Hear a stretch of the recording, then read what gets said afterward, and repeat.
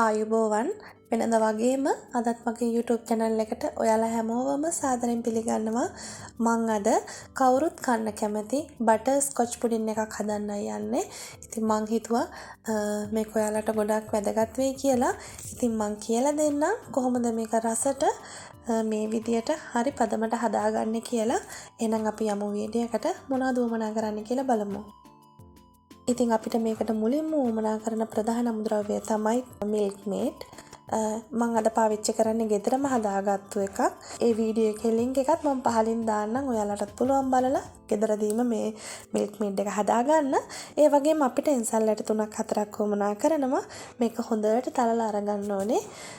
සීනි ටිකක් දාලා හොඳට තලලා කුඩු කරලා මේක අරගන්න ඕනේ.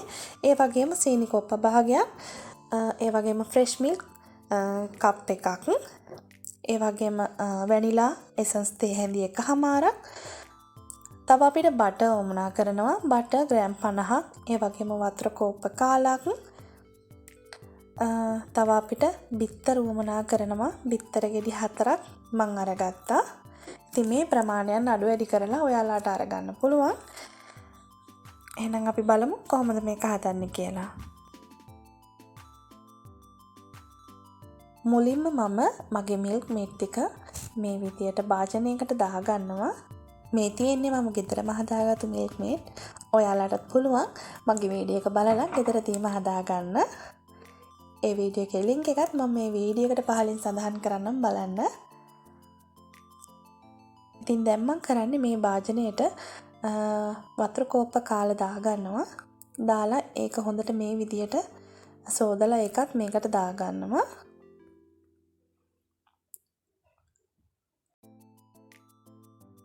ඊට පස්සේ මම මේකට කිරි ටික එකතු කරගන්නවා.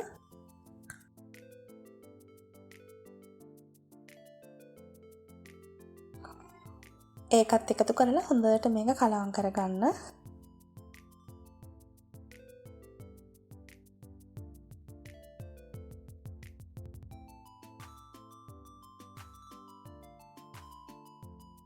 දැන් මම තලාගත්තු එනසාල් කුඩු ටික මේකට එකතු කරගන්නවා.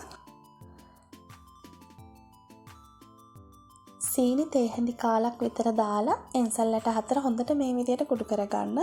දැන් මම ඒකටම vanila එකත් එකතු කරගන්නවා. ඊට පස්සේ මේක හොඳට මේ විදියට කලවම් කරගන්න.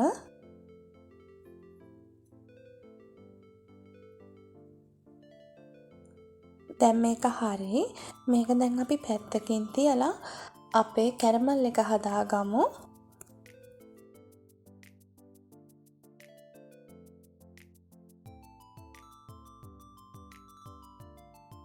ඉතින් මම මගේ පෑන් එකට සීනි ටික මේ විදියට විසිරවලා දාගන්නවා.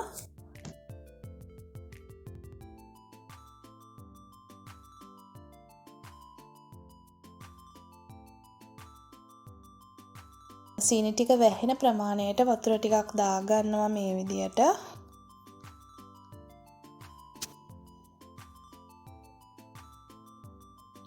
අපි මේක හැන්දෙන් කලවම් කරන්නේ නැහැ.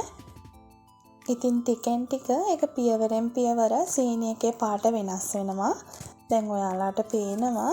ඉතින් මේ සීනි එක ගොඩාක් කර කරගන්නේ නැතිව මේක ගානට අපි හදාගන්න ඕනේ. දැන් මේ විදිහට ටිකක් භාජනය හොලවන්න.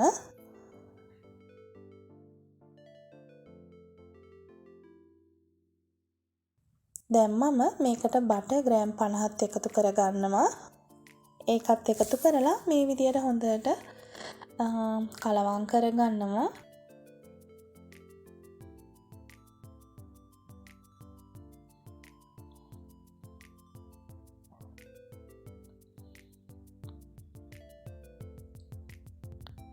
ඉතින් ටික වෙලාවක් යද්දී මෙන්න මේ ගානට අපේ කැරමල් එක හොඳට හැදෙනවා. ඒ වෙලාවට දැන් ලිප් ඔෆ් කරගන්න. දැන් අපි කැරමල් එක හදලා ඉවරයි. මේ ගානට තිබුණාම හොඳයි.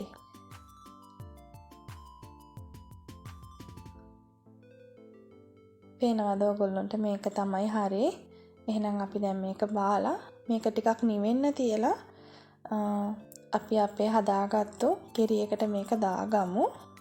ඉතින් ටිකක් නිවෙනකන් ඉන්න උණුවෙන්ම දාගන්න එපා. ඉතින් ඊට පස්සේ මේ විදියට ඔක්කොම ටික අපි මේකට දාගමු.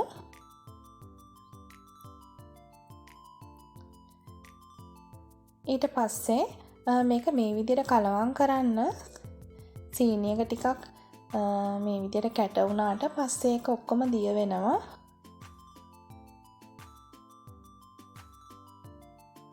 දැන් හරි. ඉතින් මෙන්න මේ විදියට හොඳට දිය කරගන්න.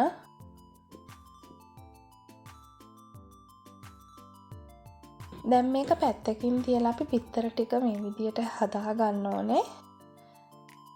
ඉතින් බිත්තර ටිකත් මේ විදියට ඔක්කොම කඩලා මේ විදියට භාජනයකට දාගමු. බිත්තර මෙන්න මේ විදියට කඩා ගන්න. මොකද එකපාර බිත්තර කඩලා ඔක්කොම එකට දාන්න එපා. එකක් හරි සවුත් වෙලා තිබුණොත් අපේ බිත්තර ඔක්කොම අයින් කරන්න වෙනවා.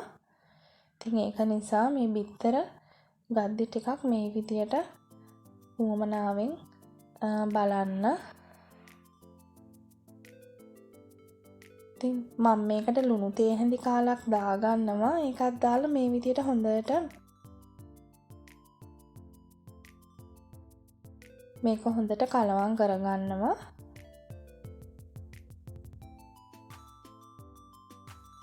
ඉතින් මේකත් හරි. දැන් අපි මේක අපේ කිරි මිශ්‍රණයට එකතු කරගමු. දැන් අපේ පුඩින් මිශ්‍රණය ලෑස්ති. මේ දෙක හොඳට කලවම් කරලා අපිට පුළුවන් මේක ඉක්මනින්ම ස්ටීම් කරගන්න. ඉතින් ස්ටීම් කරගන්න එක ගැන මම ඔයාලත් එක්ක ටිකක් කතා කරන්න කැමතියි. මේක oven එකේ අපිට ස්ටීම් කරගන්නත් පුළුවන්. ඒ වගේම ලිපේ කරගන්නත් පුළුවන්. ඉතින් oven එකේ කරනවා නම් සෙල්සියස් අංශක 180ට විනාඩි 25ක් 30ක් වගේ යද්දී ඒක ටිකක් ඔයාලට පුළුවන් බලන්න චෙක් කරන්න. නිකන් සාමාන්‍ය ලිපේ අපි මේක වාස්පෙන් තඹ ගන්නවා නම් අපිට පැයකුත් වගේ ආසන්න කාලයක් මේකට යනවා. ඉතින් දෙවිදියටම ඔයාලාට කරගන්න පුළුවන් මේක. ඒ වගේම රයිස් කුකර් එකක් තියෙනවා නම් රයිස් කුකර් එකෙත් පුළුවන් මේක කරගන්න. ඉතින් දැන් මම මේ විදියට ඔයාලා හැමෝටම බලා ගන්න පුළුවන් වෙන විදියට මේක ලිපේ තමයි කරගන්නේ. දැන් මම මේක හොඳට උතුරනකම් මේ විදියට වහලා තියෙනවා. ඒ අතරතුරේදී අපි හදාගත්තු පුඩින් මිශ්‍රණය මේ විදියට පෙරණ එකකින් පෙරා ගන්නවා. ඉතින් මේ පුඩින් එක හදාගන්න ගොඩාක් ලේසි. ඔයාලත් මේ විදියට අනිවාර්යෙන් හදලා බලන්න. ගොඩාක් හොඳට එනවා. දැන් මම මේක ඇලුමිනියම් ෆොයිල් එකකින් මේ විදියට කවර් කරලා ලෑස්ති කරගන්නවා. දැන් අපි බලමු වතුර එක උතුරනවද කියලා. වතුර එක නම් හරි.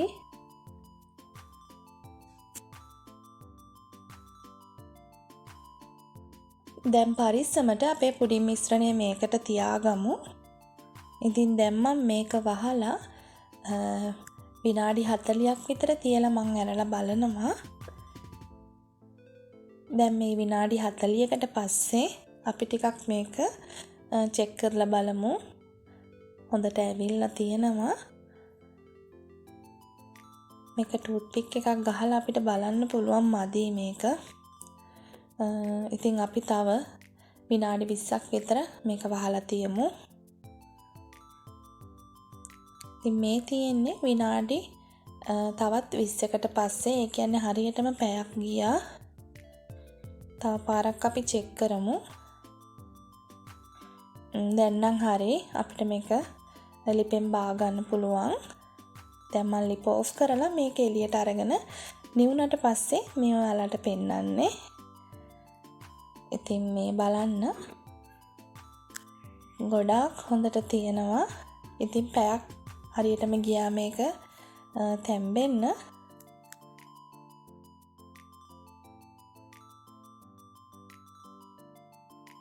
මේ විදියට පිහියකින් වටේ ටිකක් බුරුල් කරගන්න. ඉතින් ඊට පස්සේ පිඟානක් මේ විදියට තියලා පුළුවන් අනිත් පැත්ත හරව ගන්න. ඉතින් මේ බලන්න ගොඩාක් ලස්සනට අපේ බටර් ස්කොච් පුඩින් එක ගොඩාක් ලස්සනට ඇවිල්ලා තියෙනවා. ඉතින් ඔයාලට මම දැන් කපලත් පෙන්නන්නම් ඇතුලේ කොහොමද කියලා.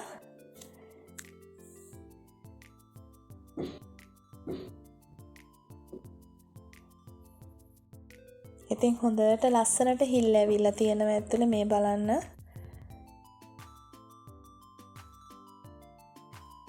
ඉතින් මේකට ඔයාලා පාවිච්චි කරන මිල්ක්මේඩ් එක ඒ වගේම බඩුවල ප්‍රමාණයන් හරියටම අරගන්න. එතකොට ඔයාලටත් මේ වගේ බටර් ස්කොච් පුඩින් එකක් ලස්සනට හදාගන්න පුළුවන්. ඒ වගේම මතක් කරනවා මාව subscribe කරලා නැත්නම් විතරක් පහළ තියෙන subscribe button එක click කරලා ඒ ළඟින් එන පුංචි සීනුවත් click කරන්න. ඉතින් ඔයාලගේ අදහසත් පහලින් comment එකක් දාන්න. ඔයාලා මේ වීඩියෝ එකට කැමති නම් like එකක් දාන්න. ඒ වගේම ඔයාලගේ යාළුවෝ අතර share කරගන්න. ඉතින් අලුත් දවසක මේ විදිය වටිනා වීඩියෝ එකක් එක්ක අපි ඉක්මනින් මුණ ගැහෙමු. ඔයාලා හැමෝටම නිරෝගීමත් සුබ දවසක්.